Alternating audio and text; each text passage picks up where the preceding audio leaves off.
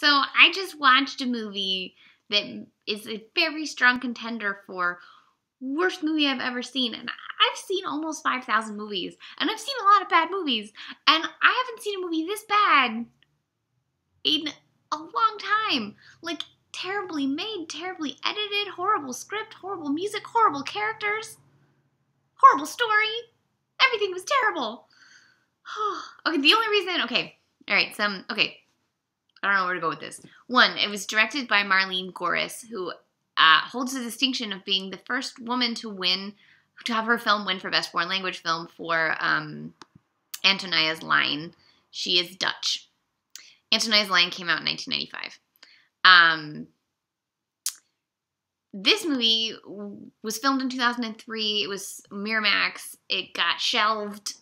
It eventually went direct to DVD in 2005 and then wound up on Netflix, where I found it. And the reason I watched it tonight was because yesterday I watched Mansfield Park, which I really, really loved, and it had Alessandro Nivola in it, and I love him. He's amazing. And so I was like looking on Tumblr, and someone on Tumblr had posted, I was looking at the Tumblr tag for Alessandro Nivola, and he was in this movie, and I was like, oh, that's on my queue. It's directed by a woman. I'll watch it. Yay, more of him, right? Right? That was all I wanted. I just wanted a romantic comedy with him in it.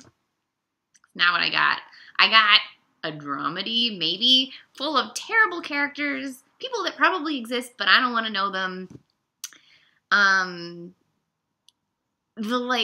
One of the worst cases of I'm in love with my best friend and never said anything about it, and now I'm angry because when I say that to her with a creepy-ass book that I've written about us, and she freaks out, I'm angry and leave. It's one of those movies where nobody communicates with each other, and it's just, and Shirley MacLaine is playing one of the most annoying characters in the history of annoying characters, and there's so much wrong with this movie.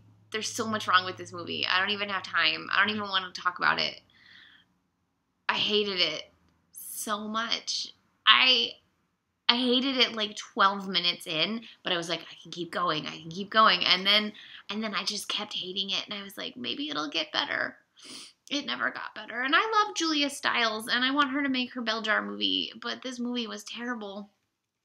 Let's see, I'm looking up the writer. She's apparently a direct descendant of Benjamin Franklin.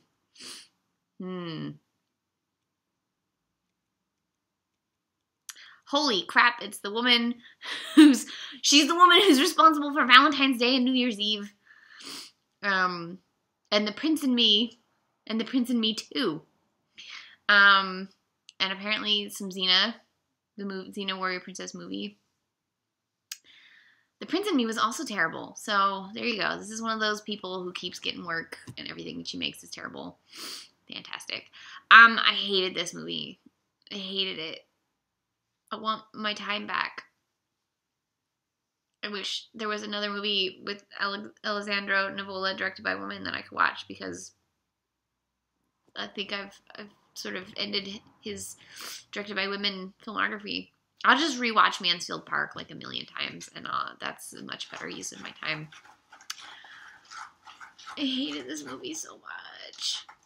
This is me during the whole movie. That was it. I was just like, no, I can't watch.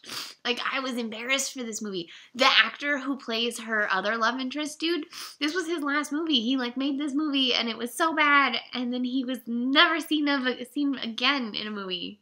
Never seen again. Yeah, just terrible. Don't watch this movie. I don't recommend it at all. Thumbs down.